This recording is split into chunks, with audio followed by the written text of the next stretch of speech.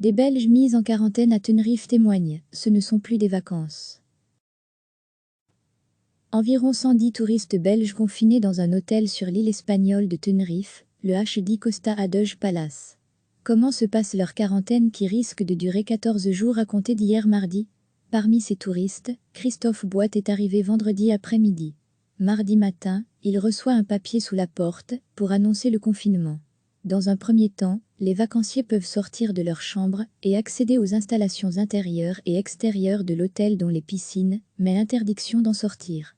Les accès à l'hôtel sont barrés à une centaine de mètres. Mais une visite médicale est annoncée pour mardi midi et il faut regagner sa chambre.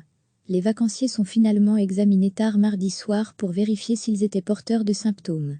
Le restaurant et le bar de l'hôtel étant provisoirement fermés, une collation, baguettes, pâtes froides et fruits, leur a été servie en chambre vers 21h30. La tension commençait à monter un peu, les gens avaient faim. Pas de stress, note Christophe qui se dit serein, mais les seules informations arrivent via la Belgique, souligne-t-il. Les vacanciers attendent des informations de l'agence TUI, qui doit aussi préciser s'il y aura indemnisation. On croit des gens sans masque ni gants, d'autres avec masque et gants.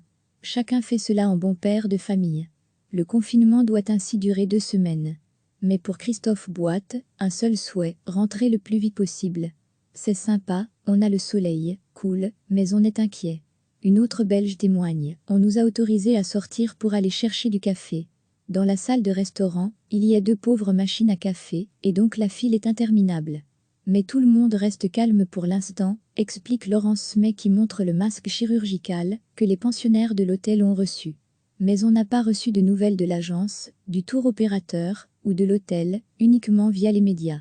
On attend des réponses. On ne sait pas si on va devoir rester ici en quarantaine ou rentrer en Belgique. C'est un petit peu stressant tout de même.